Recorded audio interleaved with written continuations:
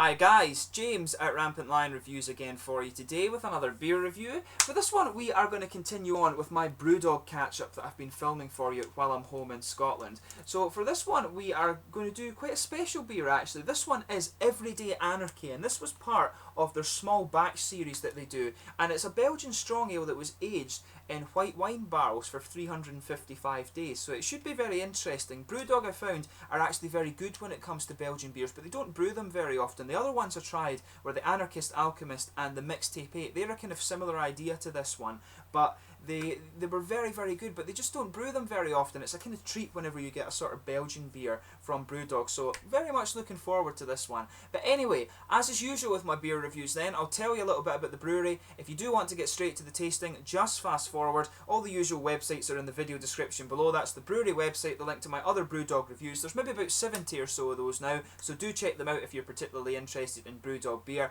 And there's all the usual social media, Facebook, Twitter and Untappd, so please follow me on there. Your support would be much appreciated, and if you want to see more beer reviews, especially more Brewdog beer reviews, just subscribe to the channel and you'll have many more of those coming up. But anyway, to tell you about Brewdog, so as I've told you many a time, Brewdog is the love child of James Watt and Martin Dickey, and they were first founded back in 2007 at a very small brewery in the Keswick Industrial Estate in Fraserburgh in the very northeast corner of Scotland, right on the tip of the monster's nose, as I always like to say. But more recently they've moved their main brewing operations to their new purpose-built facility in Ellon in Aberdeenshire, which is closer to the city of Aberdeen where I used to study, of course, and they are looking to open up a second brewery over in Columbus, Ohio in America. But these guys are known for being a very experimental craft brewery, and their sort of trademark style, if you like, is the pale ale, the IPA and the double IPA. They love these really hop forward beers, although personally I would argue that Brewdog also excel when it comes to stouts. But they're known as well for their strong beers. They held the title of World's Strongest Beer on 3 separate occasions, but overall they're largely inspired by the American craft brewing renaissance. And if you try some of these trademark IPAs that Brewdog do,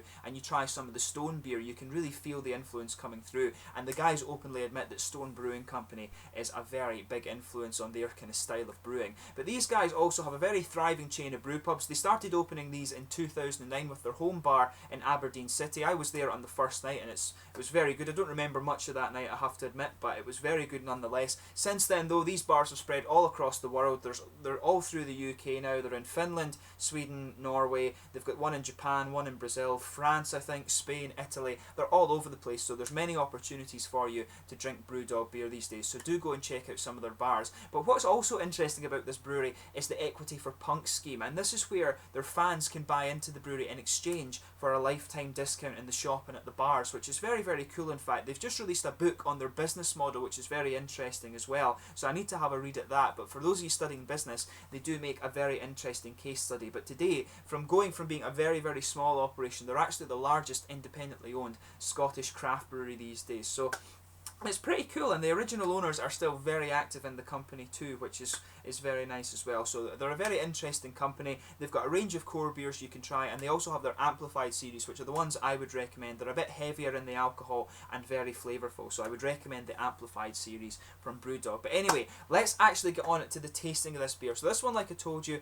it's a Belgian strong ale. It weighs in at 10.3%. It's hopped with Matoika from New Zealand, Sats, which I believe are Austrian hops, and they also have Bobic as well. And it's got a malt base of extra pale, Cara, wheat and rye malts. And like I told you, it was barrel aged for 355 days in white wine casks. So this one, it should be a very interesting one for us to try. So let's get this guy out and we'll get on with the tasting here. This one should be very, very interesting.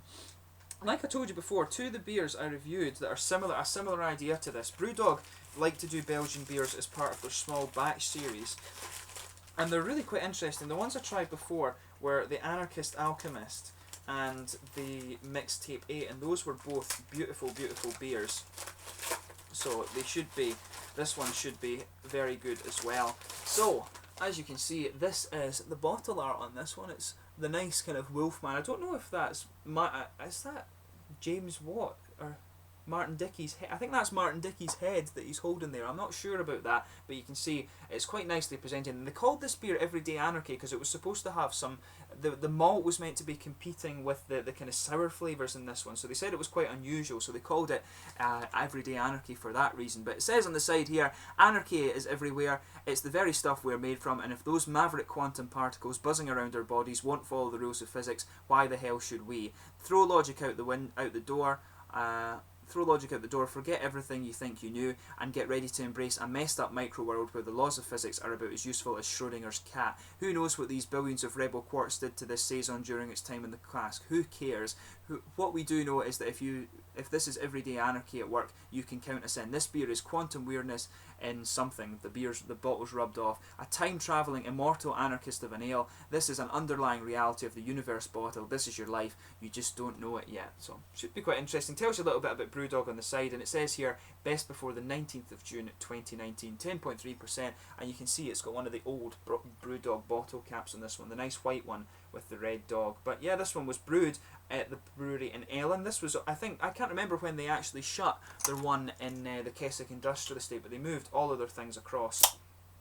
And you did get, for a while, you did get them brewing some of the small batch beer and some of the heavier things at their other things. You can see a nice smoky opening on that there. The bubbles are coming up and being a little bit crazy. So we'll get this guy out and see how we get on here. Sugar up the last little bit and get a nice wee head on this. And there you are. A good way to pour a beer, that, just for those of you wondering.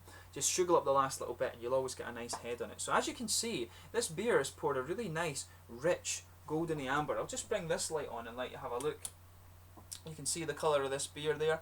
Really nice bright orange amber colour. It's got a little bit of a almost reddish tint to it as well, but it's a very nice bright orange amber colour, this one. You can see it there.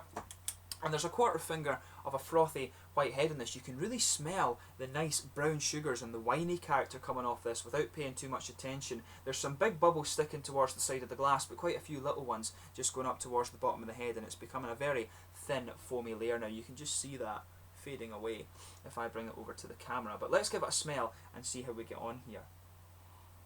Oh yeah, without sugaring it up, you can smell the white wine characters, but there's a lot of brown sugar coming out there. That nice tropical brown sugar character in this one. But it smells very, very nice, this beer. It's typical. Whenever I do a beer video, some arsehole phones the house. But yeah, very, very nice smelling beer. A lot of nice brown sugars coming out of this. It starts to give you a bit of woody and vanilla character when you sugar it up. So yeah, a nice woody vanilla character coming out of this one. You can really smell the white wine character in there as well. The nice kind of vinous, almost sour notes coming out of this beer. But there's a good bready, yeasty character just underpinning it. On top of that, you're getting these nice brown sugars. A little bit toasted, I should say, as well. A good bit of caramel sweetness, as you would expect. Woody, the woody character really comes out nicely. There's a bit of vanilla in there too. I think it's oak they use in wine barrels. But there's a bit of nuttiness as well. There's a lot of aroma going on in this beer, so do give it a try. Do just give it a big smell before you actually get stuck into this one. But the vinous character's coming out. And you can also get a little bit of red fruit in this. I want to say it's kind of raisins and plums. It's a little bit sharper than the sort of, how do you say, the kind of, not candied fruit, but maybe it's a bit sharper than the likes of figs and candied fruit that you can sometimes get when it comes to red fruity esters. So quite a nice smelling beer, this one. So yeah, without further ado then, let's get stuck into this one. So this is the Everyday Anarchy from Brewdog, Belgian strong ale. It's described as aged in white wine barrels. So let's give this guy a try and see how we get on. Slanje, and I'm actually filming this review on Hogmanay, so a little bit late, but happy Hogmanay once again. Cheers.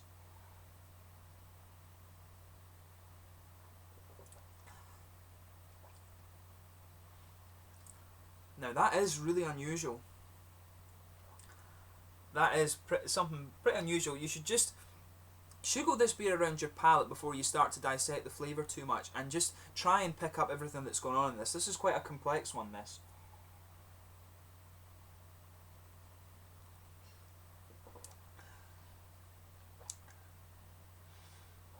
Yeah. Oh no, that's nice.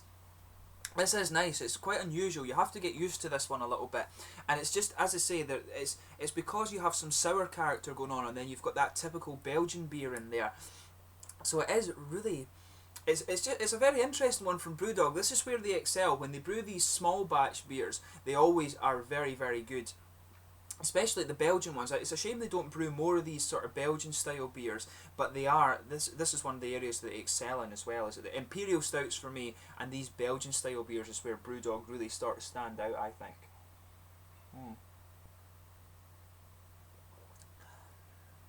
Yeah, this is really good. So you've got the typical Belgian malt base on this one. There's some bready and yeasty character, but it's actually a bit light in comparison to some of the other ones I've had before from Belgium.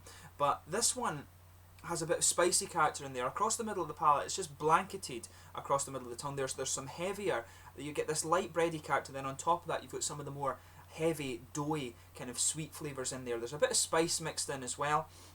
But you've also got the woody and nutty flavours coming out in there too. It's a very interesting infusion that's going on in the middle of the palate, and there's a nice vanilla, a sort of vanilla flavour that mixes with these sour wine characters. That comes out more as you move into the aftertaste. There's a nice vanilla and sort of nutty flavour that just sits there in the middle of your palate.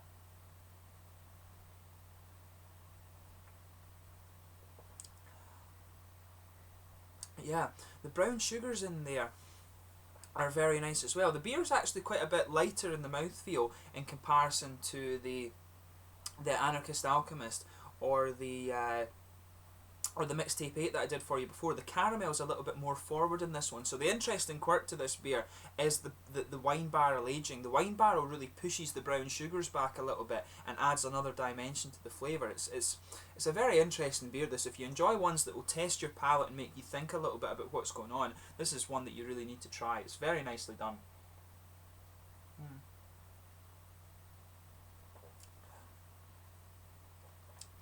Yeah, the caramel and brown sugar in this is just, it's more of a subtle flavour, which makes it really interesting. But as you move out to the hoppy parts of the tongue, the hops in this beer are very smooth. They're almost non-existent actually. There's just a little bit of a smooth earthy character in the back corners of the palate. You can feel it just because later in the taste the beer becomes a little bit dry, and you can feel some of these earthy flavours coming out there. As you come further forward, it just stays very smooth and quite earthy, and it's maybe there's just a little bit of grassy character, maybe even just a touch floral from those Austrian hops in there. You can just feel that as you come around the front of the tongue. There's just a teeny bit of floral character, but overall very smooth and very grassy, just a little bit earthy in the back corners of the palate. So the hops are very subtle in this beer.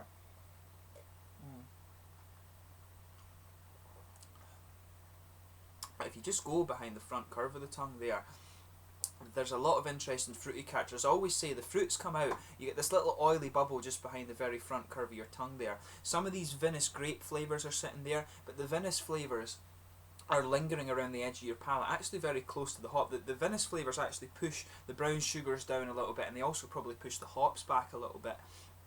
So the white wine flavours in this beer really are the dominant one, but that's what makes it interesting and makes it quirky. But like I was saying, the fruit character in this beer is interesting. There's a bit of a sharper and more prominent wine flavour in that oily bubble, but there's a bit of red fruit in there too, and I want to say it's raisins and plums. Maybe there's actually some kind of berry flavour there too, like not quite blackcurrants, more of a red berry flavour coming out of this beer. Not cranberry either, but more of just a kind of standard red berry flavour. Maybe red currant actually is a good way to describe that. But yeah, as you can tell by the amount I'm telling you about this beer, there's a hell of a lot going on in this one. This is very nice, and like I say, it's good for people who like beers that will test their palate. Brewdog have done a very nice job with this one, and they always do a nice job when it comes to these small batch beers that they brew. And I think as well, it's a shame they don't brew more of these sort of Belgian style beers, because they do it very well. Anarchist Alchemist was beautiful. I reviewed that beer for my graduation in chemistry, and there was also the Mixtape 8, and Mixtape 8 I would say hands down is one of the best beers that Brewdog have done. So if you do come across that somehow, I would really recommend that you try it. But in terms of the mouthfeel of this one, this is mid-bodied. It's definitely mid-bodied rather than full-bodied. The carbonation in it is quite smooth. It feels as if it's got a little bit more The winey flavours in this one almost make it feel as if it's just a little bit fizzy, but it really isn't. It's more of an oily mouthfeel you're getting from this one, but it's a thin, oily mouthfeel, I would say. There's a good bit of alcohol warmth from this one. You can really feel it down here. There's a malty sweetness to this, but again, it's quite subtle. And the sour character, it's not too sour. It's not even really anywhere near close to a sour beer, actually. It's just these vinous characters give you a good bit of dryness in this beer. You can feel it as you move into the aftertaste. It builds around the edge of the tongue. The hops, again, are very subtle. This one really is more about the sort of winey, vinous, white wine flavours that you're getting in this. So overall, this is a really interesting beer. That's one of the most interesting ones I've tried from Brewdog, no doubt. I maybe wouldn't say, for me, it's maybe not my favourite one I've tried from Brewdog, but it is very, very good. As I say, for me, Brewdog, one of the best beers Brewdog ever produced was Mixtape 8, and you know, Dogma is one of my favourites, Riptide is one of my favourites, but this is another very, very good beer from Brewdog. Not my personal favourite, like I said, but it's very quirky, and it's really nice. So if you like these kind of winey flavoured beers, you will enjoy this one. If you've enjoyed Anarchist Alchemist and Mixtape 8 from Brewdog before, you will like this, because this is a sort of more quirky version of those beers, and the wine character makes it very interesting and tasting for your palate. So if you enjoy experimental beer, then you should go and try this one. It's very nice, and it's good. It's a good kind of treat beer, this. I'm not sure what you would pair this with. This is a beer that I would kind of drink, you know, for the sake of, I would hear about it and I'd think, oh, I need to try that because it's different. I can't really think what you should pair this beer with, if you should pair it with anything. I think this is a quirky beer that you should just drink for the sake of drinking, really. It's very nicely done,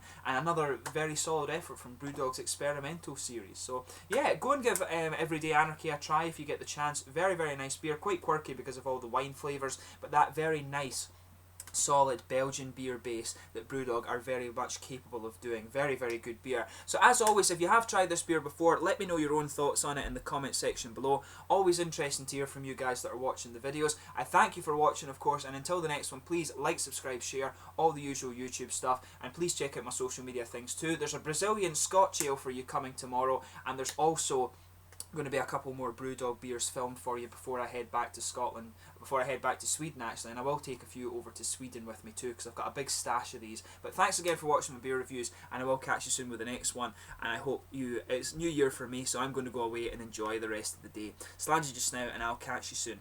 Cheers.